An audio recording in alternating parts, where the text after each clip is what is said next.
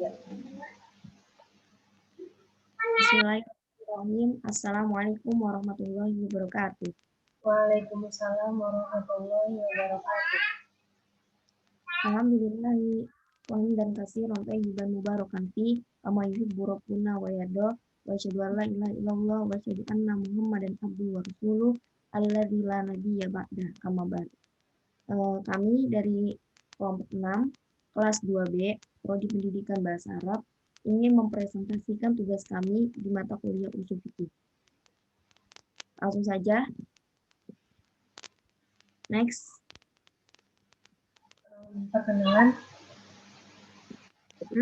Perkenalan. Oh iya, kami dari kelompok 6 yang beranggotakan Anas, Karolin Tias, dan Fauzun Nadifah akan mempresentasikan tugas kami. Langsung pembahasan pertama. Yang pertama ada pengertian sahabat. Sahabat menurut ulama hadis yaitu man ijtama bin Nabi sallallahu alaihi wasallam mu'minan bil Islam wa mata ala dzalik. Yaitu artinya orang yang berkumpul dengan Nabi Muhammad SAW dan masuk Islam serta mati dalam keadaan beriman. Menurut ulama usuliyah juga hampir mirip dengan menurut ulama hadis, yaitu orang yang berkumpul dan bermuamalat dan sehari-harinya berinteraksi dengan Nabi Muhammad SAW dan mereka adalah orang-orang Islam hingga mereka meninggal, meninggal dalam keadaan beriman. Dan ada selanjutnya pengertian mazhab Swahabi. Mazhab Swahabi atau biasa disebut dengan qaul Swahabi adalah pendapat para sahabat Rasulullah SAW tentang suatu kasus di mana hukumnya tidak dijelaskan secara tegas dalam Al-Quran dan Sunnah Rasulullah. Mazhab Swahabi lebih dikenal dengan sebutan qaul Swahabi, lebih familiar dengan qaul Swahabi, yaitu pendapatnya para sahabat Rasulullah SAW pasca Rasul wafat. Jadi intinya mazhab Swahabi adalah argumentasi atau pendapat para sahabat Nabi tentang suatu kasus atau peristiwa hukum Islam yang baru yang diperoleh dari hasil ijtihad mereka. Tentunya ini ijtihad mereka dilandasi dengan Al-Quran dan As-Sunnah, nggak asal-asalan. Next.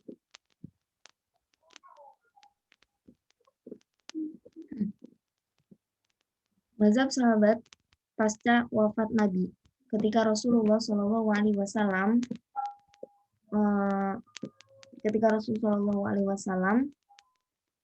seluruh permasalahan hukum yang muncul di tengah masyarakat langsung ditanyakan para sahabat kepada Rasulullah dan Rasulullah memberikan jawaban dan penyelesaiannya.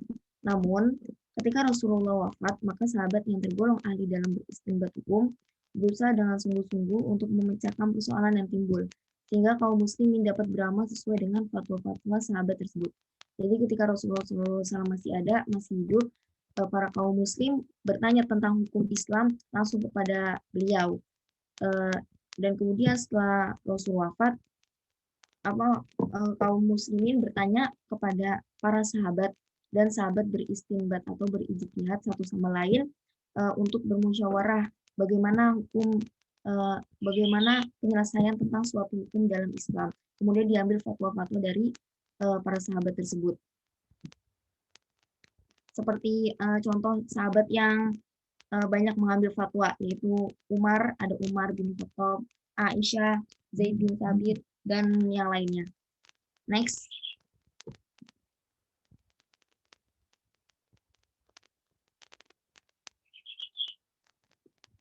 Next.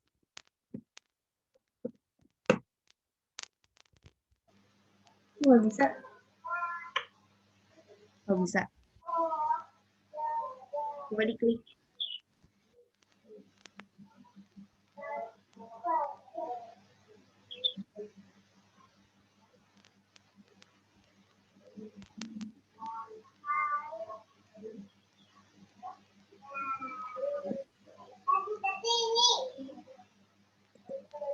Klasifikasi mazhab Swahabi. Sebagian para ulama membagi ke dalam dua pendapat tentang pemujahan mazhab Swahabi. Jadi sumber mazhab Swahabi merupakan sumber hukum Islam. Tapi masih menjadi perbedaan pendapat apakah mazhab Syafi'i ini bisa dijadikan hujah atau enggak. Karena yang bisa yang udah pasti bisa dijadikan hujah itu ada 4, yaitu Al-Qur'an, As-Sunnah, ijma sama qiyas. Itu udah disepakati oleh para ulama bahwa empat-empatnya itu bisa dijadikan hujah. Sedangkan yang lainnya seperti istihsan, syar'un man qablana syaddu dzari'ah dan mazhab Syafi'i itu masih menjadi perdebatan para ulama apakah bisa dijadikan hujah untuk diambil hukum Islam atau tidak. Yaitu yang pertama, perkataan para sahabat yang diduga keras bahwa perkataan tersebut sebenarnya berasal dari Rasulullah SAW karena pikiran belum dapat menjangkaunya. Kemudian juga pendapat sahabat yang tidak ada sahabat lain yang menyalahkannya. Seperti pendapat tentang hukum kewarisan, bahwasanya nenek mendapat 1/6 bagian waris yang dikemukakan oleh Abu Bakar. Dan ada sahabat yang tidak sependapat dengannya. Next.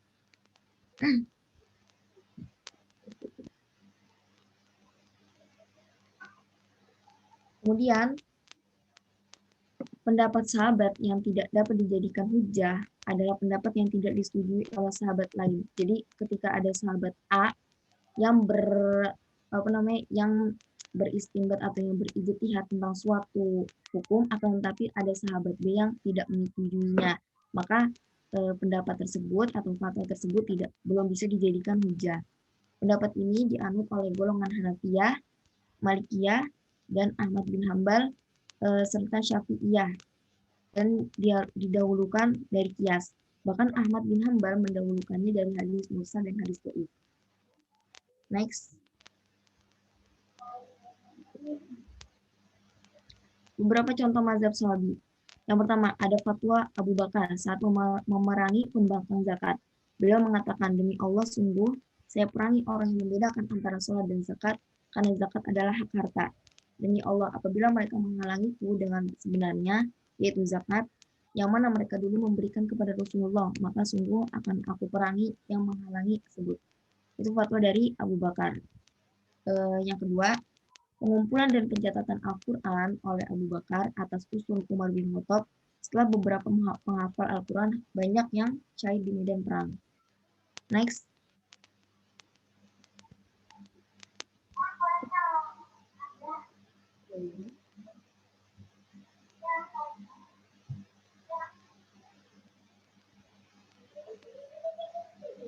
Selanjutnya akan disampaikan oleh Fauzun. Tafadholi. Materi selanjutnya adalah syarat mazhab Sahabi yang biasa disebut qaul Sahabi dapat dijadikan hujah.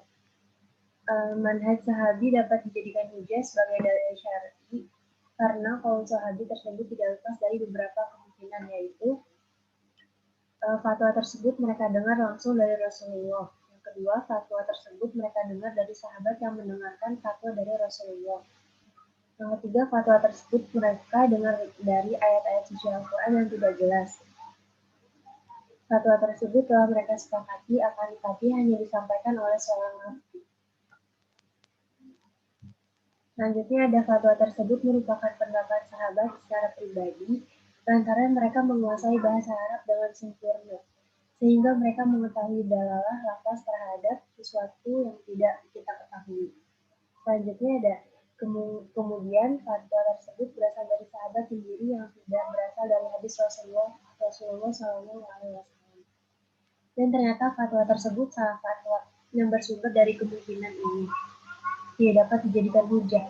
Tapi kemungkinan di atas dapat dipastikan lebih banyak terjadi dibandingkan satu kemungkinan ini.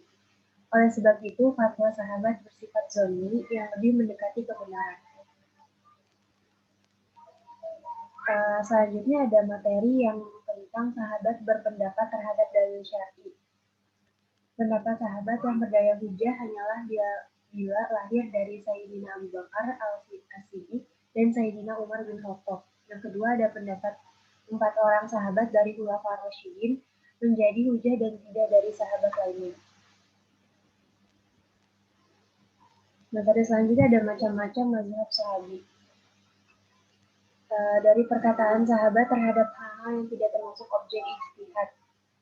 Yang kedua ada dari perkataan sahabat yang disepakati sahabat lain. Selanjutnya ada perkataan sahabat yang tersebar di antara para sahabat dan diketahui tidak ada di antara sahabat yang mengingkarinya. Selanjutnya ada perkataan sahabat yang berasal dari pendapatnya atau ijtihadnya sendiri. Selanjutnya ada perkataan khulafaur rasyidin dalam sebuah permasalahan. Ada lagi perkataan seorang sahabat akan tetapi perkataan tersebut ditentang oleh sahabat lainnya. Ada ikhtilaf ulama dalam kehujahan mazhab sahabi. Itu ada ulama yang setuju dan ada ulama yang menolak. Mazhab sahabi atau biasa disebut dengan qaul sahabi merupakan rujukan hukum demi menyelesaikan peristiwa-peristiwa hukum baru yang terjadi pasca wafatnya Rasulullah SAW yang tidak terdapat ketentuannya di Al-Quran dan Sunnah. Maka dalam hal ini para ulama berbeda pendapat mengenai kehujahan yang terdapat dua golongan dalam menyikapi hal itu, yaitu ulama yang setuju. Di antara ulama yang setuju dengan qaul sahabi untuk dijadikan sebagai hujah ialah Imam Malik, Ar-Razi, Hanafiyah, Syafi'iyah, Ahmad bin Hambal, pendapat terkuat. Landasan dalam menjadikan qaul sahabi di antara lain sebagai berikut. Yang pertama ada Quran surat Al-Imran ayat 110 yang berbunyi, A'udzubillahi minasyaitonirrajim. Kuntum khayra ummatin ukhrijat lin-nasi ta'muruna bil ma'ruf wa tanhauna 'anil munkar wa tu'minuna billah walau amana ahlul kitab lakana khayran lahum minhumul mu'minuna wa aktsaruhumul fasiqun. Yang artinya, kamu adalah umat yang terbaik yang dilahirkan untuk manusia, untuk menyuruh kepada yang ma'ruf dan mencegah dari yang munkar, dan beriman kepada Allah.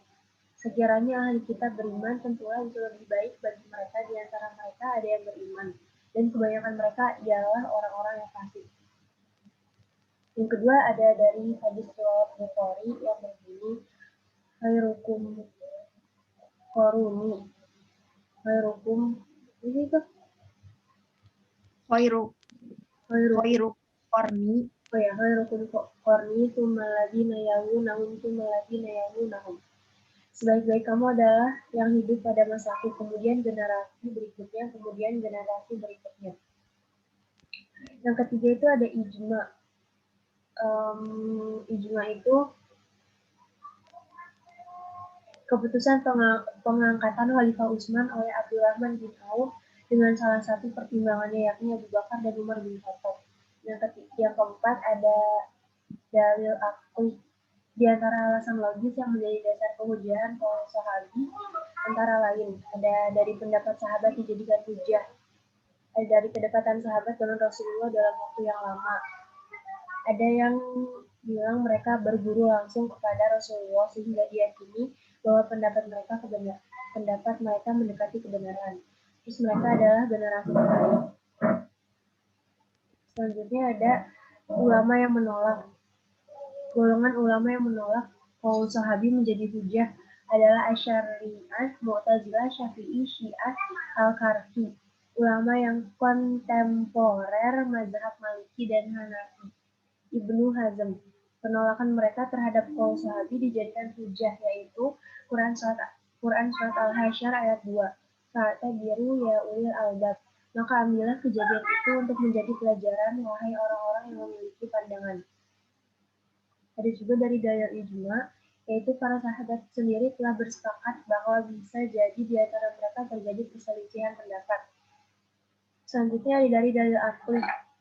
Sahabat juga termasuk golongan mujtahid yang juga bisa salah atau lupa.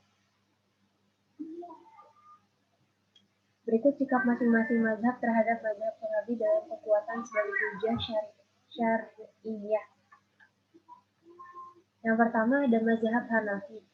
Mazhab Hanafi, qaul sahabi dalam mazhab Hanafi menjadi hujah ketiga setelah Al-Quran dan As-Sunnah di posisi pertama dan kedua. Menurut mazhab Hanafi, qaul sahabi menjadi hujah ketika menjangkau perkara-perkara yang tidak dapat dijangkau oleh qiyas. Sedangkan qaul sahabi yang menyangkut tentang perkara-perkara yang dapat dijangkau oleh qiyas, mereka berselisih pendapat. Ada yang menganggapnya hujah, ada juga yang menganggapnya bukan hujah. Yang kedua ada mazhab Hambali.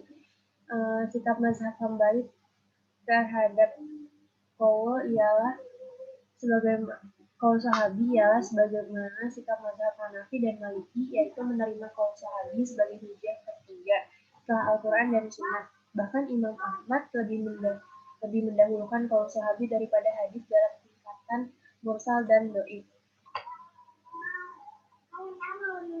Ketiga ada mazhab Syafi'i.